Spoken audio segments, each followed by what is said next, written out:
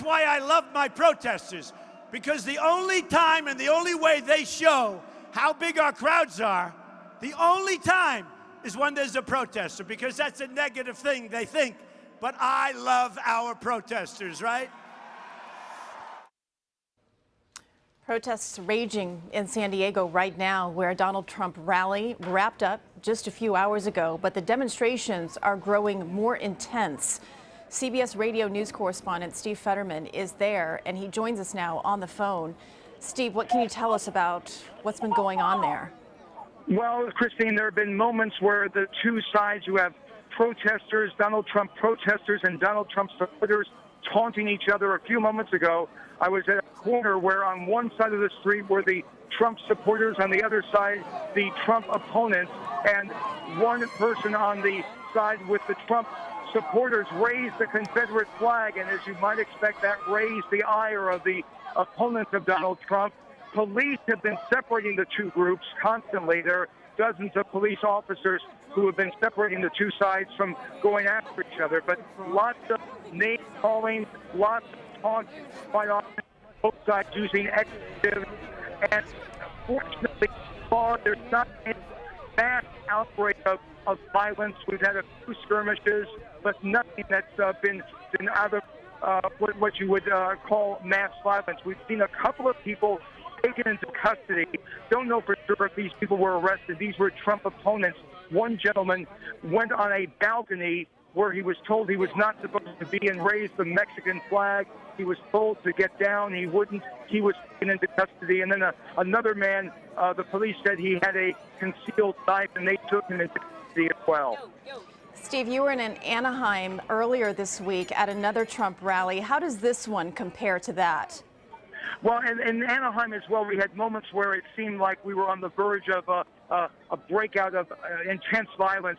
Here you're having a lot larger number of people. We have numbers on both sides, much larger. I would say probably 3 or 4 times larger the number of people here in San Diego opposing Donald Trump. I'd say I'm guesstimating that maybe we have 300-400 people here right now. It was a bit larger earlier today. And on the other side, we do have a larger number of Trump supporters trying to get into the Trump opponent. Sometimes it seems that these little confrontations are all started, it seems, by young men who are trying to, show off a bit for their friends on either side, and that's when the problems begin. There are people, though, on both sides who tell people, come on, calm down, let's not be violent. So you do have some peacemakers on both sides as well, and that may be the difference so far in making sure that we haven't had, like I said, what I would call mass violence. And Steve, it also seems like a fairly diverse crowd that we're seeing.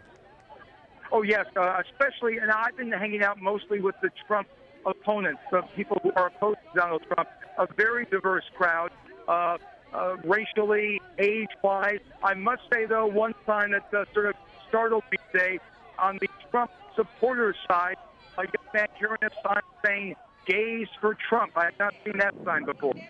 And as far as the police presence there, Steve, you said that there were a lot more protesters and also supporters in this crowd versus the one in Anaheim. I would suggest that the police presence is likely beefed up as well. To some degree, it was a different situation geographically in Anaheim. Police were able to be on horseback and make sure the crowds didn't go into areas where they were not supposed to go. Here we're in the middle of the downtown convention center area. The streets are very narrow, so you haven't had police on horseback, but you probably the same number, maybe even a few more police from San Diego here. So far, they've been preventing any, like I said, mass outbreak of violence from taking place. They have been taunted, too, and they have been maintaining their cool. Many of the Donald Trump protesters very upset with the police preventing them from going into certain areas at times. I guess relatively speaking, Steve, we'll see some of the pictures here in the headlines tomorrow of people shouting at each other. We saw one man bloodied earlier from a Carter Evans report, and there was one report of an arrest. But relatively speaking, it sounds as though, given the size of this crowd, police have been able to keep tensions under control. under control with sort of an advisory that people are still very tense. This is nothing like what obviously we saw in New Mexico, where it really got out of hand, where there were many, many arrests. This is a situation where sometimes we're on the verge, you think, of having big, big problems, and then suddenly someone will come in and try to cool it down, or maybe the protesters just don't want to take it that far and cool down themselves. So, but we've been on the edge. At times I thought we were about to have some very, very tough situations with lots of violence. And like right now, I'm walking towards a restaurant where many of the protesters have gathered, and they are sort of taunting the people who are in the restaurant right now. So you have these moments that come up, and so far today, it's stopped short of really getting out of control. It's been close.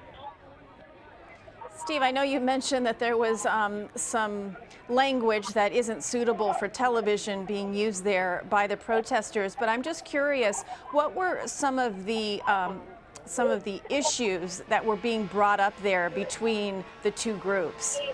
Oh, the two groups, they're mostly a shouting match. One side saying Trump is great for America, the other side saying Trump is racist, Trump is hateful, the other people saying Trump will make America great again. Some of the Trump supporters suggesting that many of the protesters here are in the U.S. illegally, suggesting that they are Hispanic, Latino, and shouldn't be here anyway. So some nasty taunts on both sides. And does it look as though the crowds are getting bigger, or are some people dispersing and getting on with their day there? Well, we have had crowds. Earlier in the day, the crowds were a bit larger, but I'd say in the last hour or so, it's been about the same size. It doesn't seem that many people are leaving. You may have a few new people coming in and a few new people leaving, but it's pretty much maintaining its size. And again, this situation is still potentially dangerous.